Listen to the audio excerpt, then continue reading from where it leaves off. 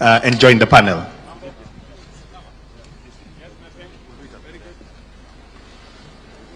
Right.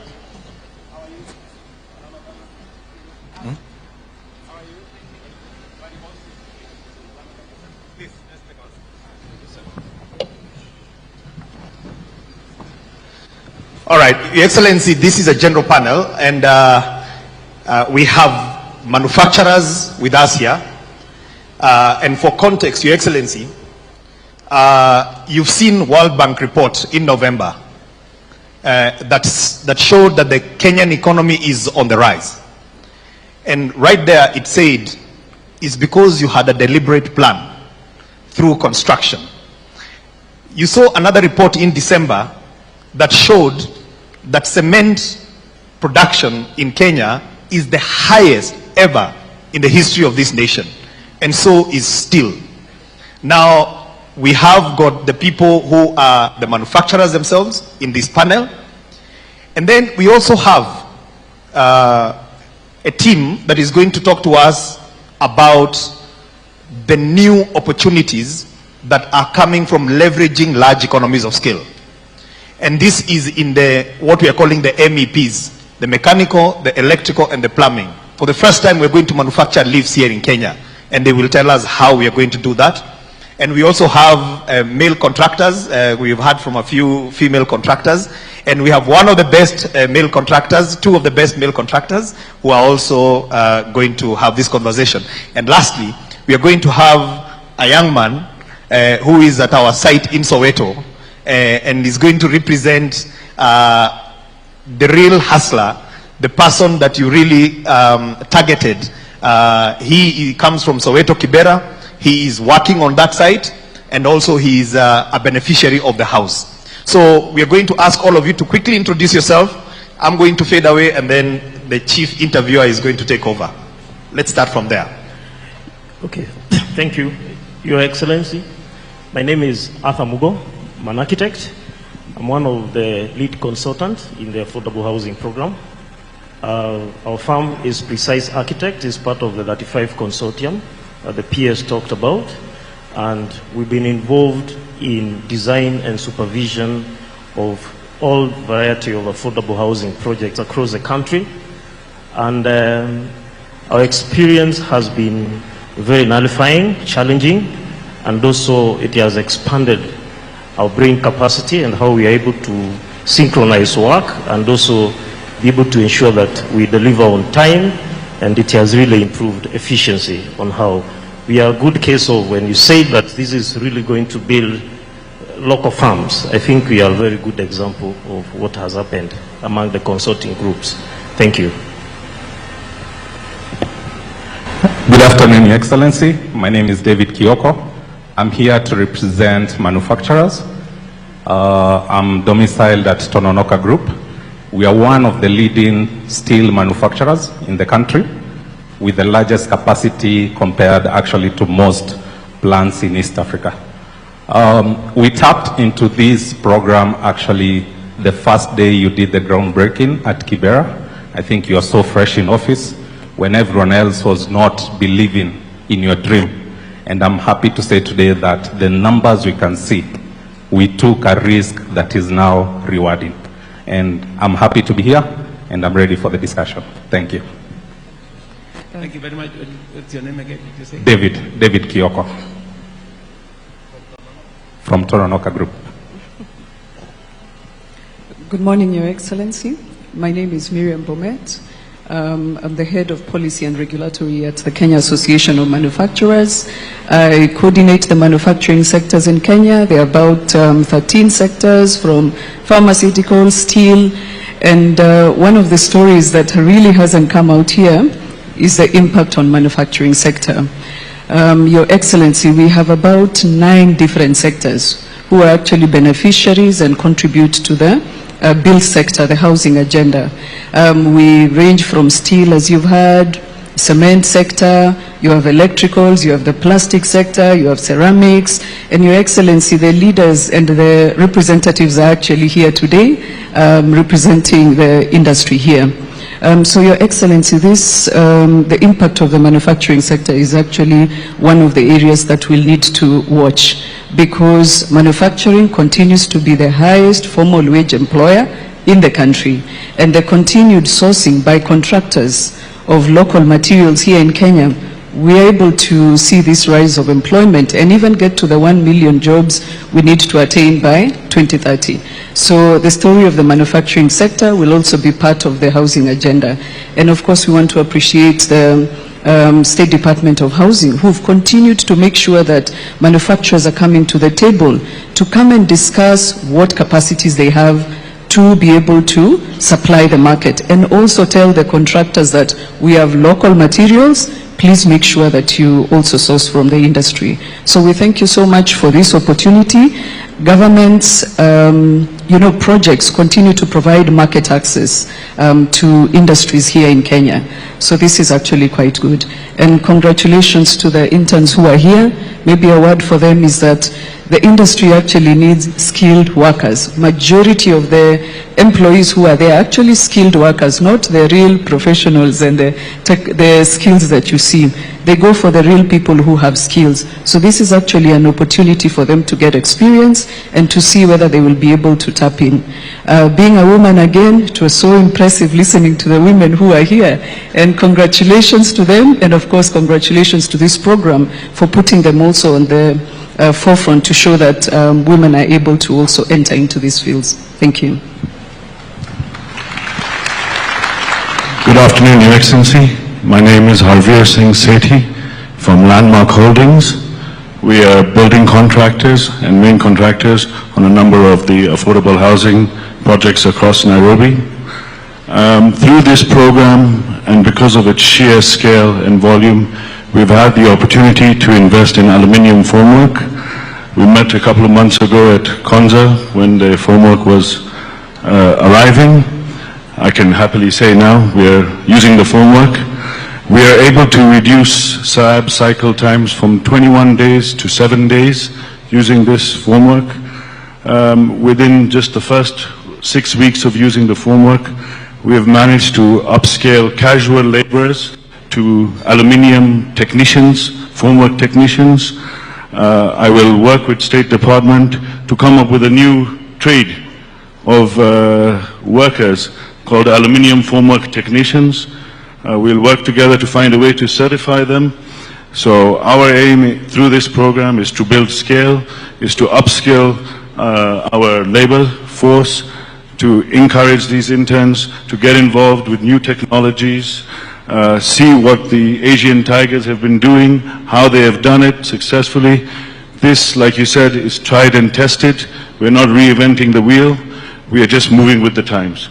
We want to thank you, Your Excellency, for this amazing opportunity. Without your vision, this would not be possible. And tuko pamoja. Thank you very much, sir. Thank you very much. Abian? Sethi. Set. Hello. Good morning, Your Excellency. I think it's about 12 o'clock. My name is Engineer Anthony Mwangi, and we have met a couple of times. I'm the MD for Dalab Construction. I have about 10 projects that I'm doing. I have one in Karatina where you came the other day and you did the groundbreaking. I have another one at Thika, Kabati, Kiabu, where I would likely ask you to visit us one of these days. I'm also doing institutional housing, 3 universities, cooperative, multimedia, and Kenya School of TVET. And I have a couple ESP markets that I've taken over from some of our fellow colleagues, contractors who got stuck on the way. We are helping them also, the smaller size contractors. I'm a civil engineer by profession. I studied in USA and I came to Kenya. I worked there for 20 years. And I came and I went to roads construction, Kenya National Highway. I've done a whole lot. I was recently maintaining Thika Superhighway. But when this program came, Your Excellency, It's a huge opportunity. Some of these things I used to see happening in the United States. I never thought they're going to happen here at home. And I can tell you, I am very proud of you because of the boldness and the courage. Sometimes when I listen to you telling people this is the way to go, and I know you're the visionary, but I just wish they could see how other bigger countries have transited and became what they are because of what you said here, the construction industry. Your Excellency, I have employed about 2,500 workers currently. And the most amazing thing is that being back here in Kenya, I competed with the Chinese, and they were a little bit ahead of me when I came here because, of course, they had the resources. But today, I don't think I would even consider Chinese as a competitor anymore, Your Excellency. You have given me an opportunity, number one, to be bankable. When I go to Cedian Bank, when I go to HFC Bank, when I go to KCB, they now come looking for me. I have an account that is receiving almost like 1 billion shillings. And these guys, they want us now. Previously, when we went to look for money to construct, they didn't want to hear anything from us. They told us we are contractors, we are doing government projects, we couldn't get paid, so they didn't want anything to do with us. But today, Your Excellency, the banks, all the industries, they are camping at our doors because of this program. The Mama Boga who feeds people in my construction site, you will come and see her coming there every day, and she's guaranteed for a job for another 2 years in one specific site. So she goes and she comes and tells me she wants me to help her to put together some money so that she can be able to go and buy unga to make chapati. So when I give her money, she tells me, I want to give you the names of those workers. When you're paying them on Saturday, you deduct the money, pay yourself, and then you roll me again. So her money is guaranteed, it won't get lost. But now she has an enterprise. The drivers, Your Excellency, you know, there are things that here we may not articulate. Drivers that we have hired to track the materials from quarries. We have revived dormant quarries, Your Excellency, which didn't have even hope. Those people are back to work every day, crushing aggregates, cutting stones. We can go on and on and on. But this enterprise, what I would say is that it's not for millionaires or billionaires. It is capped, as you said. This is not an enterprise where contractors will be the richest. No. But it's an enterprise that is going to give us a lot of equity. We are bankable. We have resources. Now I have almost like 10 batching plants. And I heard a lady here say that she has employed watu mkono wa kukoroga instead of using the modern technology. And that is great. But also there is another cadre of us whose slabs cannot be concreted by the 12. I tried. They went for 6 days. And some of them I actually had to look for medicine to be able to resuscitate them. So we had to look for batching plants which can handle 1,200 cubic of concrete. And now we own equipments that can do or perform the modern technology. That was unforeseen. In Kenya, we never thought we could have those things. And we need to clap for you for enabling us to do that. Thank you, Your Excellency. Thank you very much, Anthony. Have I visited any of your sites? Yes, you came to Karatina the other day. We had a very good time. AHP Karatina. Oh, yeah. The market. No, AHP. The affordable housing. The affordable housing. Yeah, the one that we were there the other weekend. Yes. Very good. Yes. Thank you very much. Yes. Asante sana Bwana Mwangi. Thank you. And thank you very much for speaking to me on behalf of many people. You know, and we are going to go into this conversation shortly. Yes, my friend.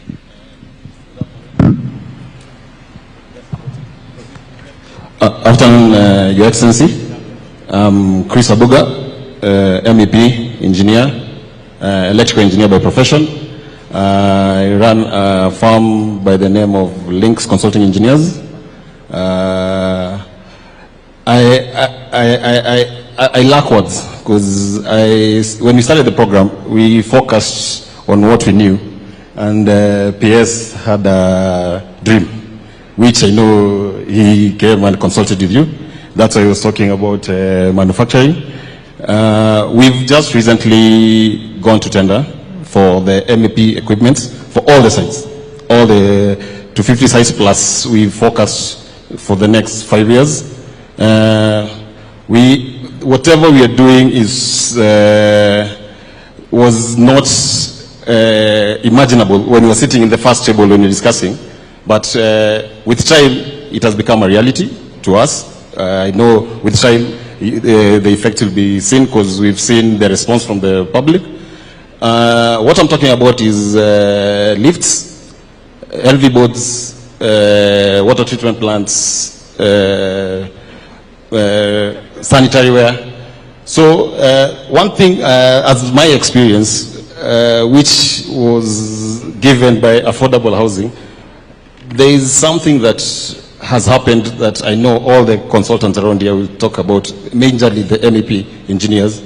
There's a collaboration among the 35 firms, and that's not the, I'm not talking about the full consortium, I'm just talking about the MEP engineers. For like what we are doing right now, we're doing the electrical part, Gamma Delta are doing the mechanical part of the tendering and the documentation. So we've been moved from that competition, fighting for survival, to now becoming actual professionals and thinking beyond the norm. Because I sit with Engineer Gisheru and we think through. You don't think he's from Links, he's from Gamma Delta. And then we submit it to the rest of the engineers and it's peer reviewed, it's critiqued, and we don't take offense if we are told something is missing. So we have had a whole 7 months of back and forth of coming up with what, there are 17 documents. So it's so transformative that sometimes you sit down and think about it, and we never thought we could do anything to this scale in terms of MEP engineering. So what I'm talking about is we are envisioning we've gone to tender for manufacturers. We are not doing suppliers. We have gone to tender for manufacturers of the MEP components. The incentives that are being given, which I know PS will speak to, we've leveraged on the economies of scale. An example is lift. In the next 5 years, we anticipate 58,200 lifts. We've been doing an annual lift of 700 across the country. Right now, we have upwards of 3,500 lifts demand. So the market is there, the pipeline is there, the encouragement is there. I was surprised. Some people told us when we capped the price, actually, as we speak, we're inspiring manufacturing, but we've capped the price. It's not open. We've worked from first principle, like the lift, and that's why I'm saying now we think professionally. We've actually always used to send an email to China. They send back a quote for lifts. Right now, we send an email, we ask for the components. We start from the rope to the car, to the sheet itself that is making the car. So that we take all this pricing, come up together, put a markup that makes sense, and that's how the prices are capped. So that I can't come and say 800 kg lift is whatever price I want, and I'm alluding to the engineering estimate. Now the engineering estimate has a basis. It's not just an engineering estimate. So actually, it's a transformative experience, and I thank you, Your Excellency, for your dream. We are making the dream come. You said something here. Watch this space, and I'm sure in the next 2 years, when the factories are starting, everybody will become a believer like me. Thank you. Thank you very much, Chris. Ujapo, Your Excellency. Kwa majina ni Stanley Mutiso Njoroge. Mimi ni chairman wa Soweto East Settlement Executive Committee, na bado mimi ni representative wa Juakali National Umbrella Body ambayo iko chaired na Peter Mwema.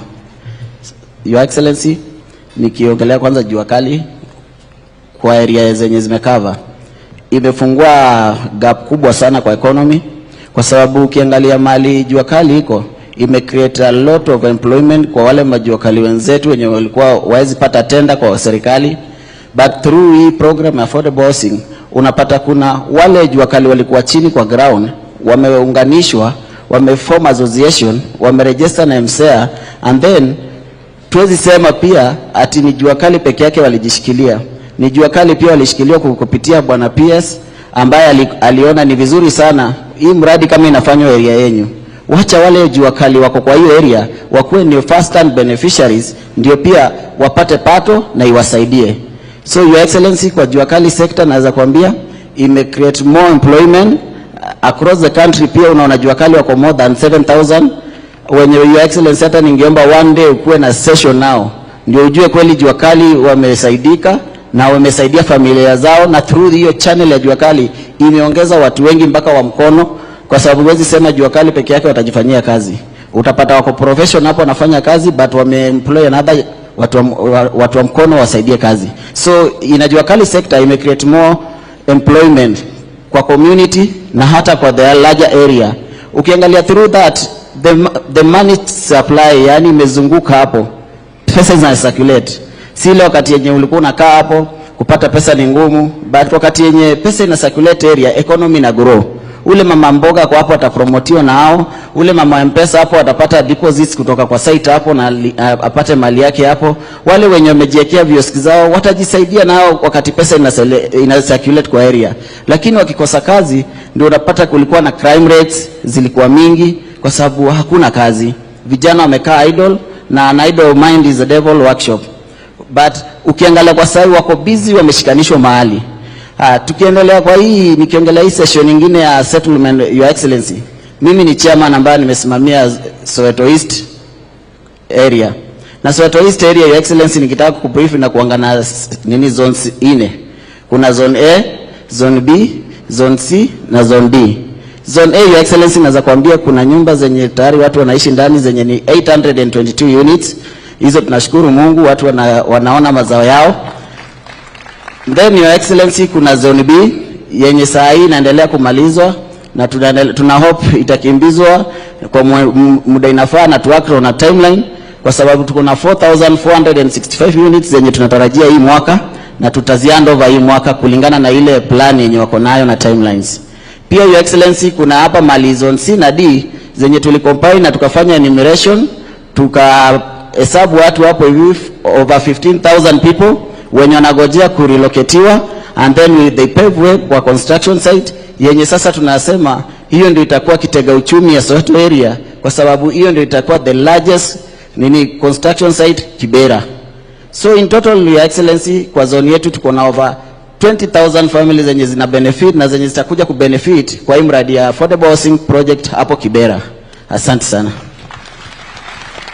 Thank you very much, Stanley. Na kwanza Happy New Year. Happy New Year, your excellency. Sijaonana na mwaka huu. Aki tumezungukana na wewe mara mingi. Sasa nieleze, kwa sababu sijafika pale Soweto kwa hivi karibuni. Yeah?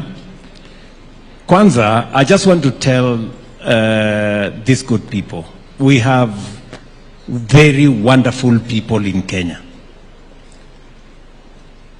Watu ambao wanaishi pale Soweto, tuliongea na wao na tukawaeleza we want to change the houses for you, na wote wamejiandikisha.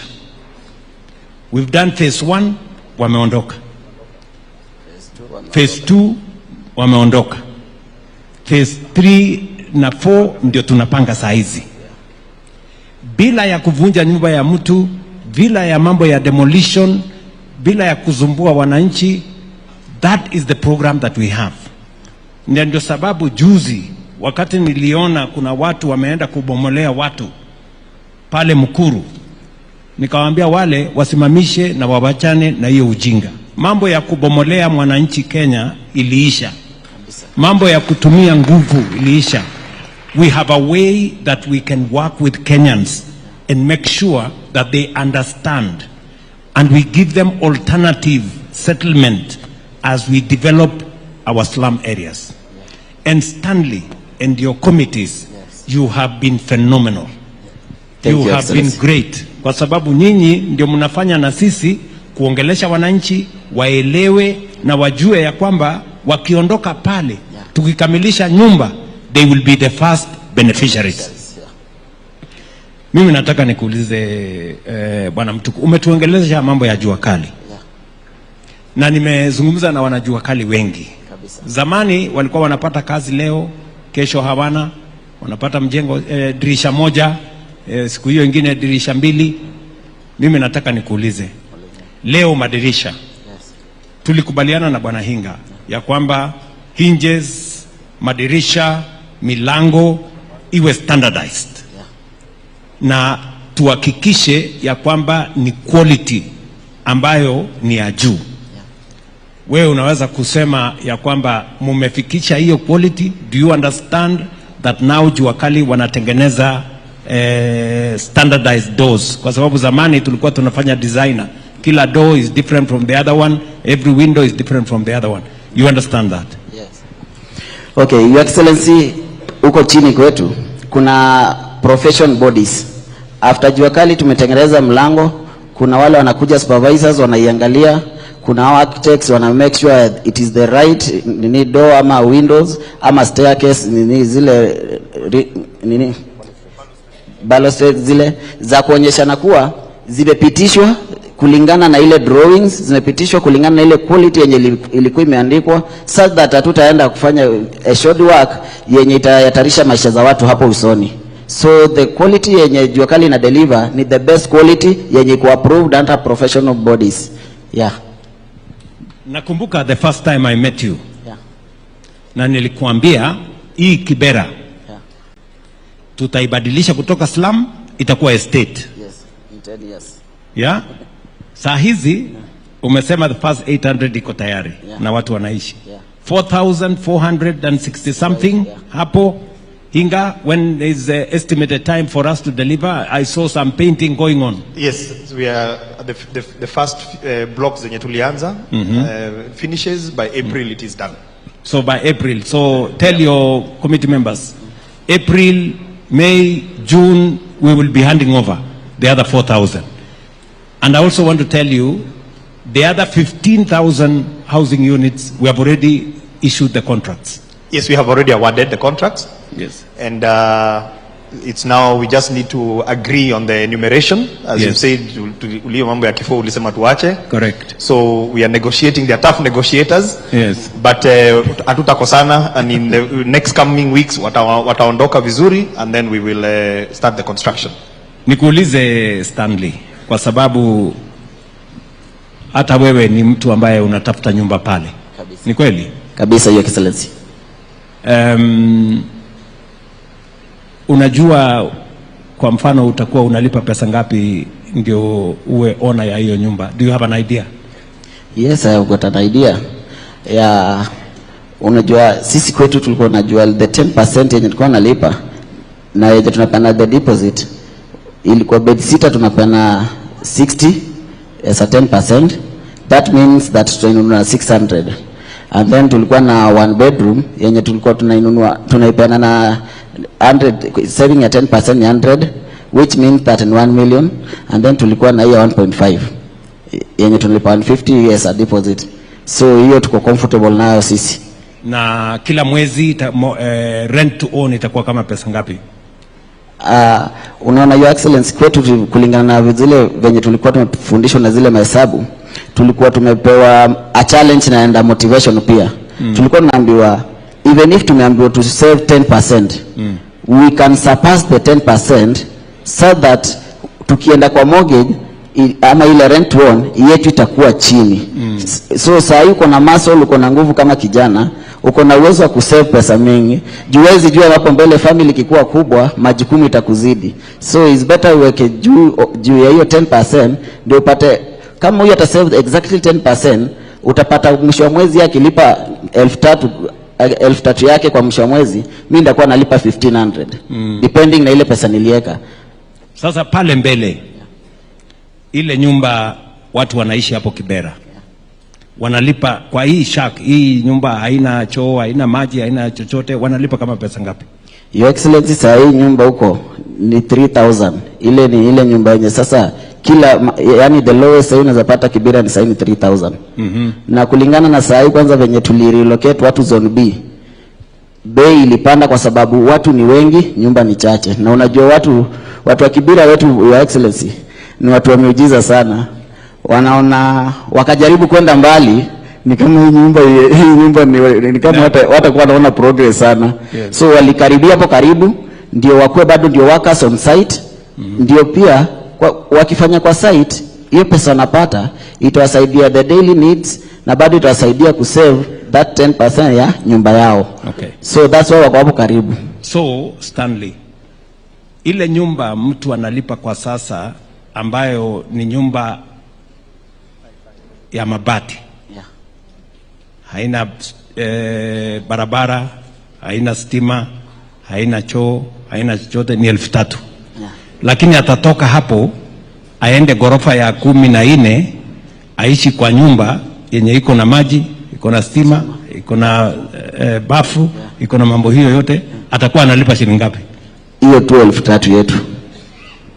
It cannot be more transformative than that. That is what it is. And that is why many people cannot believe what we are telling them. Tukiambia mtu ya kwamba utalipa 3,000 to live in 11th floor of a modern building when they were living for the same 3,000 in a slum, it doesn't look real. But I want to tell you, go to Mukuru today. You will find real people. Almost 5,000 people today, they are living in those houses paying 3,900, what Stanley is saying here today. That is how transformation looks like. That is how you change a country. You can move people from a slum to a modern house if you provide leadership to all these people. The contractors are here, the suppliers are here, the engineers are here. Mumesikia, wacha niende kwa my friend David. David hapa, how has the affordable house or the construction industry, in your opinion, how has it changed your business? Well, Your Excellency, first I'll take you back to when you came to do groundbreaking at Soweto. You know, at that point, everyone was doubting this project. No one had a belief that this can be actualized. But I remember when I attended the groundbreaking, I listened to you and I saw a man with a mission. And when we sat down as a board, we decided we have to be intentional and we must support this program. And that is how we started supplying Soweto. We have been at the center of that project, and our steel has been consumed there. What happened, Your Excellency, and what people need to understand is everyone had just come out of the COVID heat. So all the businesses were suffering, people were being laid down, government was not doing infrastructure projects, then affordable housing came in. Affordable housing, from where I sit, has been in a space where it has brought back people to employment. We had reduced our workforce. Now our workforce has gone to almost 1,500 on permanent. We have within the supply chain another almost 3,000 people employed. Down chain, we have over 10,000 people who benefit from our factory production all the way to when Anthony is doing his steel.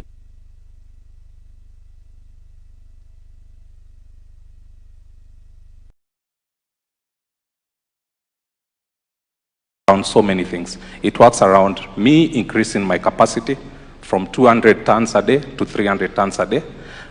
Me increasing my fleet from 20 to 60. That means I have to employ more drivers. That means I have to employ more ton boy. That means I have to employ more people to load the steel. I have to employ more people to offload the steel. And this goes down and trickles down to creating more business and more capacity. We have also been able to... Just for numbers, in the last 2 years, or let's say 2.5 years, so what are the numbers? What are the numbers? You've increased your capacity from two... We have increased our capacity from, actually, we used to do an average of 6,000 tons a month. Now we have the capacity to do over 20,000 tons. So from 6,000 to 20,000? To 20,000, yes. In terms of employees? In terms of production? Yes, no. In terms of employees, we had reduced during COVID to almost half, but now we have increased by over 1,000 people employed. Okay? And that is directly employed. Now, so you have another 1,000 people employed in just your company? Yes. And it's just one of the many? Yes, and that is directly. That's indirectly, yeah. Because we have guys who do supplies, we have casuals who come in for the day labor, we have over 2,000 people. Now working? Yes. Help me, you know, inform some of the people in leadership. One governor was telling his county, we don't want the president to bring housing. We will build our own houses. We want him to bring industries so that we can hire more people. Your Excellency, what I've learned actually in a span of 2 years is that talk is very cheap until you are on the ground. These people who talk like this are people who have not gone to the site. I've made it deliberate that I have to visit these sites and see what is happening. It's until you go to these sites and you see the number of people who have been employed, you see the number of mamamboga who are selling food, you see the amount of boda riders who are ferrying people to and from the sites. It's when you understand what is really happening. But when I sit at the comfort of my big office in the city of Nairobi, I can talk from an ignorant point of view and say that this is not what we need. But what I can ask them is very simple. Go to the ground. Let them go to the ground. Let them see what is actually happening. Let me ask you a direct question. Is affordable housing creating jobs in industry? It is creating quite a big percentage of jobs. I'll tell you right now, direct, personally, 50% of our supply goes to affordable housing. Yes. And so you are employing people working in industry supplying affordable housing? Exactly.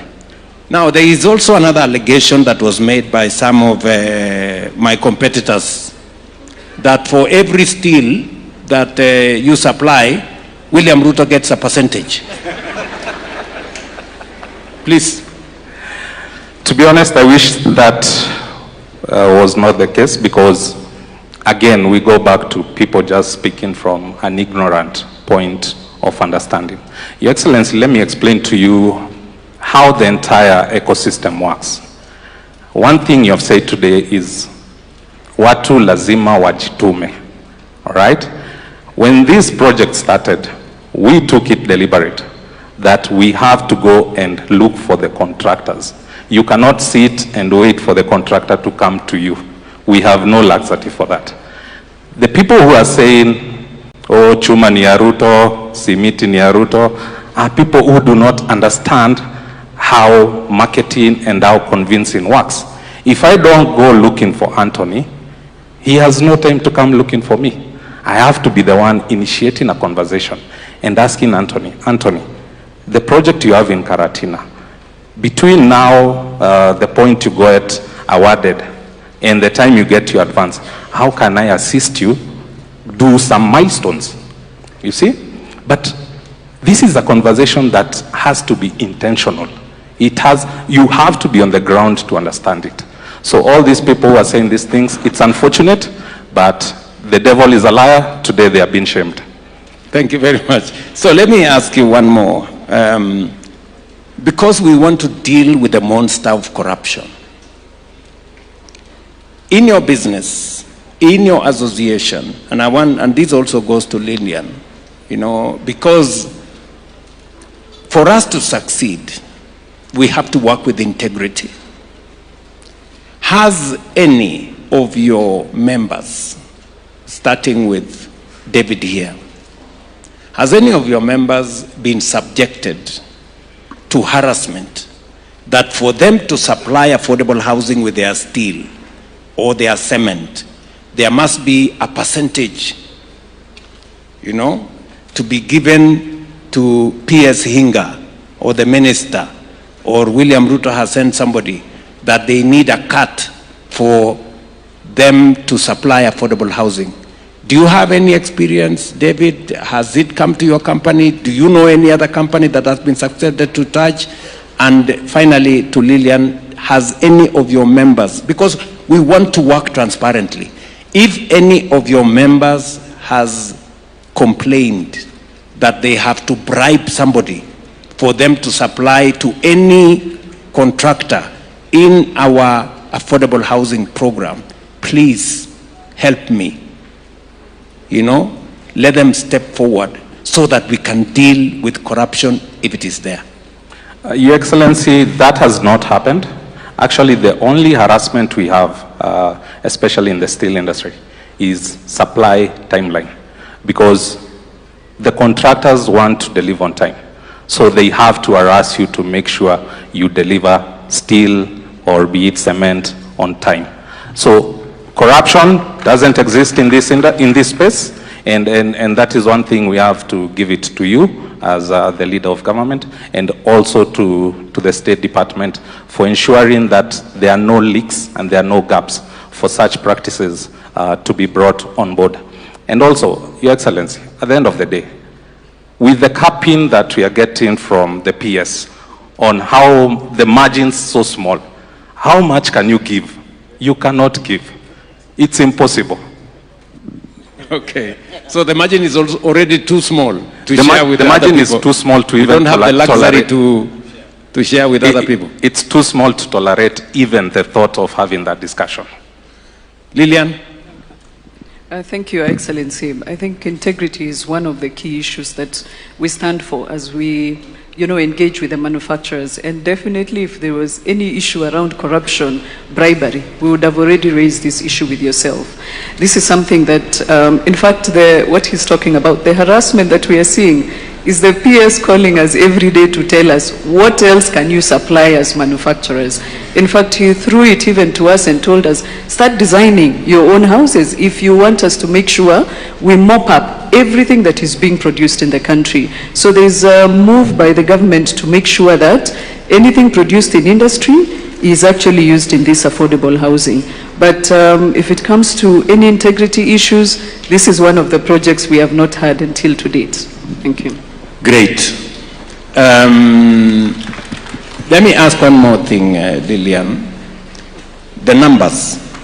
We have numbers that indicate that the construction industry is now significantly contributing to not just jobs, but to the whole industrialization process and to the growth of the economy. Is that reflected in your members' businesses, or these are just stories on paper? Your Excellency, the good thing about the industry is that they become beneficiaries of any kind of economic movement in the country. And you can imagine now what is happening in the housing sector, that all the contractors now, and you've heard what he's talking about in China, before they go to China, because the costs are quite high, they actually ask the local industry first, can you supply this? And so this is actually trickling down. And every other time we are finding opportunities that are there to make sure that manufacturers are providing any kind of materials that need to be provided for this affordable housing. So we know that the indicators are going to show very soon, based on the numbers that we are all talking about here, on the completion of the work, completion of projects.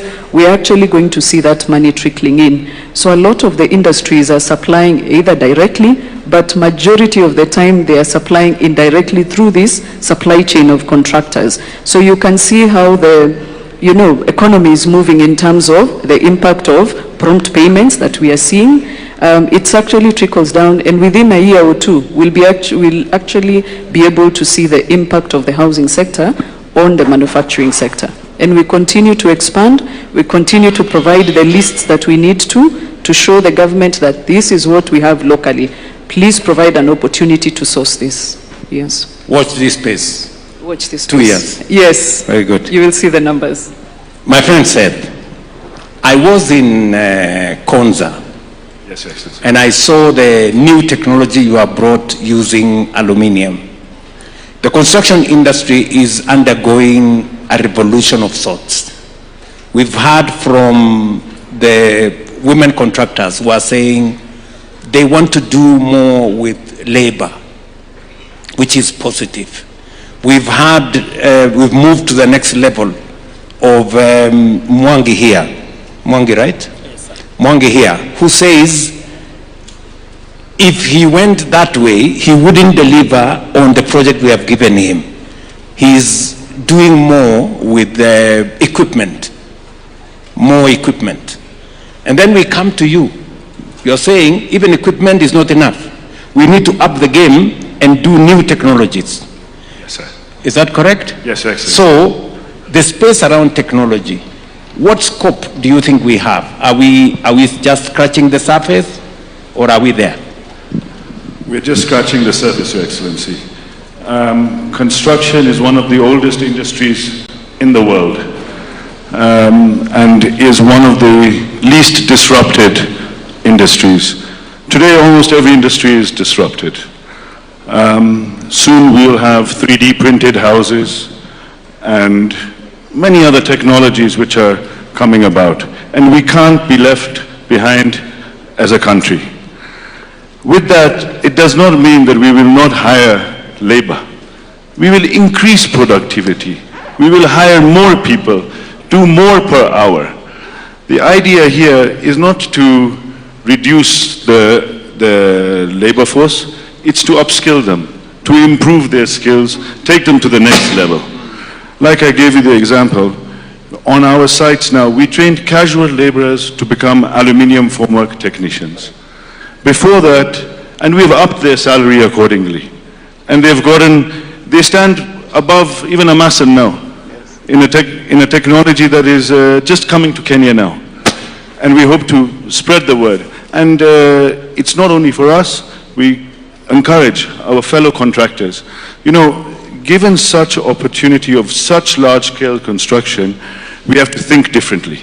The way you've thought differently about how to approach things, here we have to think differently to achieve the results we want to achieve. We've made significant investments, taken definitive action and intention, knowing that this program is successful, it's going to be successful, and we are putting all our eggs in this one basket because success favors the bold. Thank you very much. So, the new technology does three things. Number one, it reduces cost. Correct. Number two, it creates more efficiency, which means you can do more with less time. Is that correct? Yes, sir. So we are basically increasing our productivity, just to use your own words. Correct, sir. And if we enhance our productivity, it means we can achieve what we could achieve in 5 years, we can bring it down to 3 years. Yes, sir. You just told me here that because of the new technology, you have reduced your time for curing from 21 days to 7. Yes. Which means you can deliver faster. Yes, sir. And you can do more. Yes, Your Excellency. And you can be more efficient. That's and right. it means you can, with the same number of people, you can do more. So it just helps us to be much more efficient. Yes, Your Excellency. And progressively become much more effective and also cost effective. We can then begin to reduce the costs. Is that right? That's very right. I am told by Hinga we are pressed for time, but we won't go until Mwangi speaks. Mwangi has said something phenomenal. He says he has the experience of working in America, and he now has the experience of working in Kenya. He has also told us that there are banks that could not open the door for him. But now they welcome him.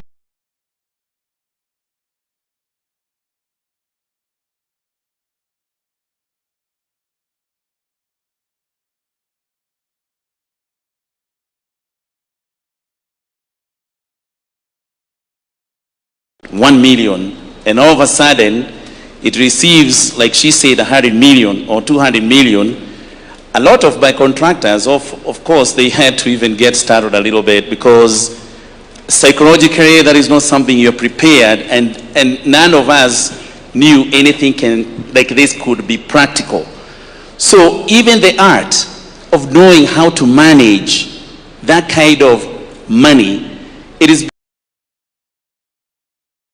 becoming a new thing in Kenya. When we went for a meeting in Mombasa, we all agreed, the contractors, that it has to be intentional, because you're now dealing with big numbers, and all of a sudden everybody's treating you differently. I have all kind of respect from Tononoka, who could not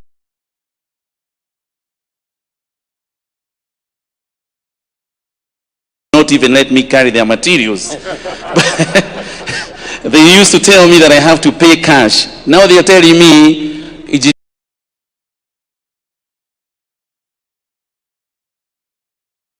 Engineer Tony, we will let you take materials, pay us after that.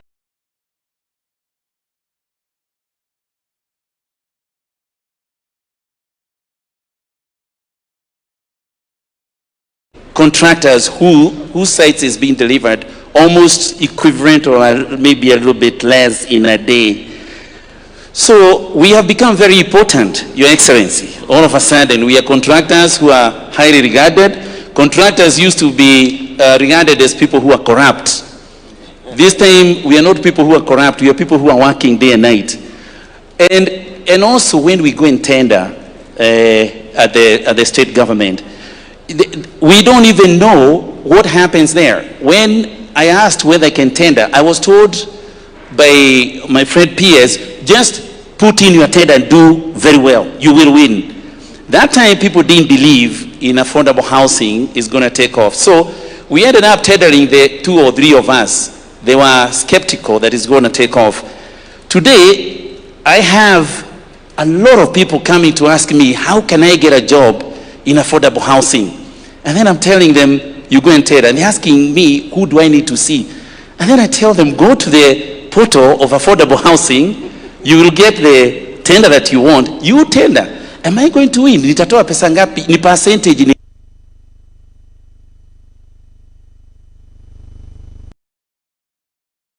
a job. So it is such a miraculous thing. And Your Excellency, all I can ask you kindly, don't give up. Don't leave it. Secure this so that we can do this for a long time. It feels good, Your Excellency. It feels great. Thank you. My friend Mwangi, Anthony. Yes, sir. We have set our eyes on affordable housing for the next 20-25 years. You are a believer because you took a risk. Yes. When people thought this was a scam, this was the usual political rhetoric. This is the, people who want to win an election. They say all manner of things, but you believed in it. Today you are one among the biggest people who are carrying out construction in this space. Yes. We are looking at building dams. We are looking at rolling out the SGR. Probably next month we will begin the rollout of the SGR all the way to Uganda. This year we are starting the construction of a new airport. Okay. We've just finished Talanta. We've Bomas, the largest conference facility in our region, will be complete in April next year. Yes. April this year. And on and on and on.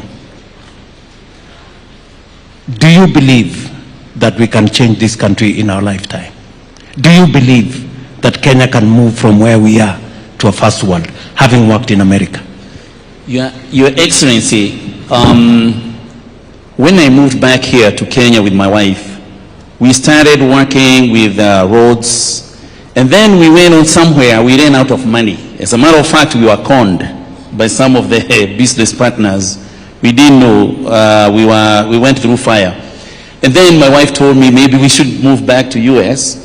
But I told her, if you want to go to US, you go back, but let me wait a little bit until the previous government came, they finished, and then you came over. Just after COVID, I also had a conversation with her, and we were about to move back. But then we took the risk, and the risk we took was like this, Your Excellency. Our calculations were like this. We go to US, and we start afresh again. Or we stay here in Kenya, and we take a chance. And we said, going to US is a higher risk than staying here in Kenya. And then, when you announced the affordable housing, we thought that taking the risk of going to affordable housing is like a 50-50. Going to America is 0. Kenya is 50-50. It may happen, it may not happen. But when we came there and the PS signed my contract, I took one day, I did not tell my wife that I had a contract. But the following morning when we were having breakfast, I told her, I want to tell you something. And she said, what? We have a contract of 1.6 billion and it's at Thika. She jumped and she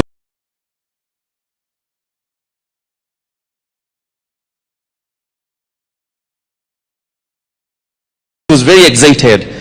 But then she asked me, but that is government. Are they going?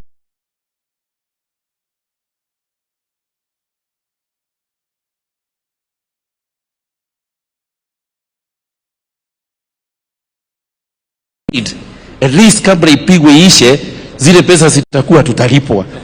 So that is the process of my taking risk. So, Your Excellency, I am going to be next to you. Ukikanyanga moja, mimi nakufuata.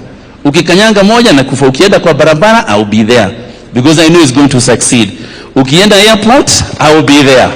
And I will follow you because there were some people who used to make fun of the fact that you went everywhere opening projects and promising.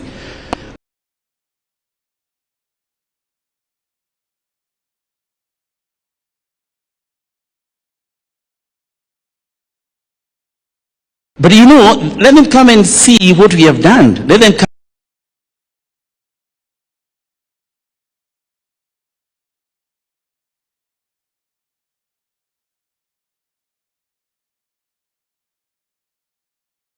Want to go with what I can now cash out, Your Excellency, and that's going to be you. Thank you. Yes. So you believe in this journey? I believe in this journey 100%, and this one is 2-term, Your Excellency. We will talk politics later. We are talking construction. Thank you. Chris, you have said something very fundamental about scale. Yes. You've given us some statistics. You've said we've been, our requirement for lifts has been 700 every year. Yes. 700 lifts cannot sustain a manufacturing facility. No. Now we have gone from 700 to? We are envisioning 58,200 lifts. 700 to 58,000 yes. lifts. Now we have the requisite ingredients to have a lifts manufacturing company in Kenya. Is that correct? Very correct. And there is now a tender. Yes. Not for suppliers, for manufacturers of lifts in Kenya. Is that correct? That's very correct. It's not only lifts. Yes. We have 7 components. Okay. We have wastewater treatment plants. We have the LV boards, which the LV boards we already have manufacturers, but now we are upscaling it because we are at 2.5 million enlisted boards to be just for the affordable housing projects only. Then we have the sanitary ware, which we are talking upwards of 3 million fittings. Yes.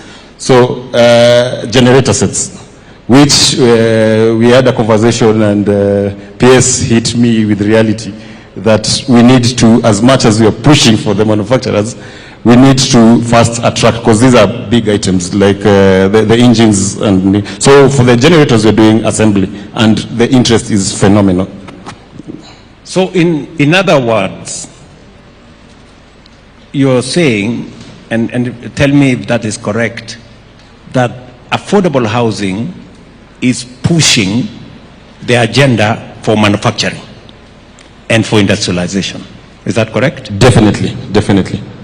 With the tenders that have gone out, and even from the pre-bid interest alone, we are definitely going to have, they are going to be very busy registering new factories and manufacturers.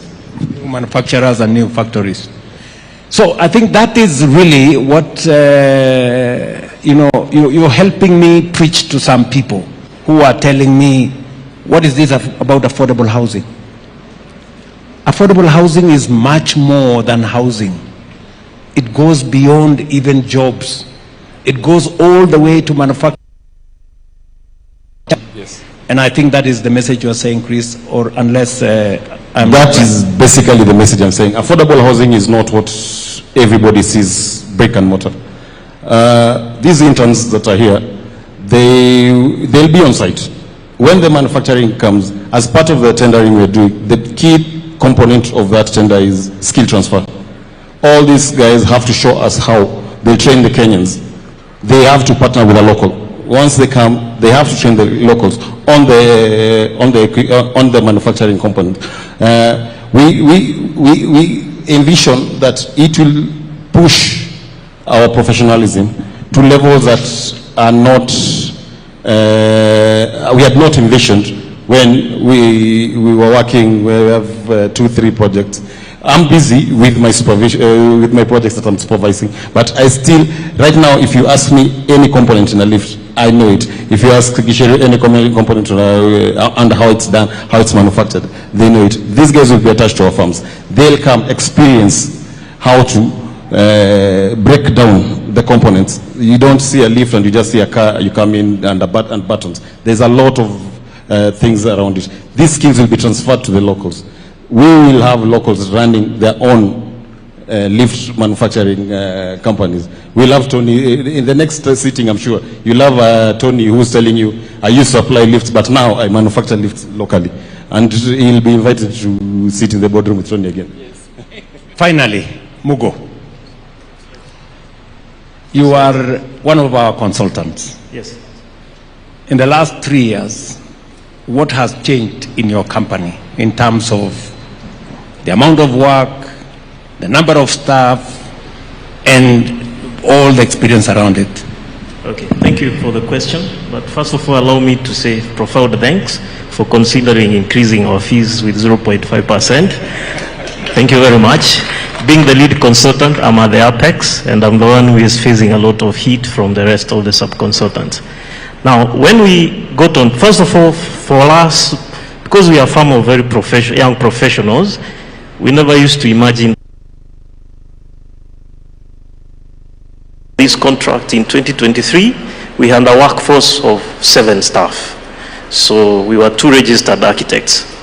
But sometimes, February last year, when we started looking at the quantum and the volume of work we were getting, we made a strategic decision because we realized there's no way we are going to deliver on this project if we continue being the way we are.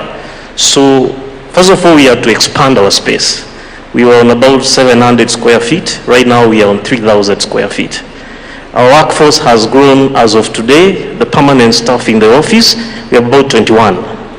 We were 2 architects, now we are about 7 registered architects and a lot of interns and support staff. Now, in addition to the resident engineers we have on site, we are looking at about 25. Now, these are professionals, and they are not cheap because these are full professionals. So you can see the level at which most of the farms have grown in the country. And recently, we've also had an opportunity, as you keep on saying, to leverage on what we've learned for the last 3 years, and we've started expanding into the region. Second is the issue of transfer of technology. Because we are onboarding at a very high rate, it's almost a crash program. We've been very intentional on how we are training the architects and the interns who are coming so that we handle the issue of quality control on site, because primarily that is our work.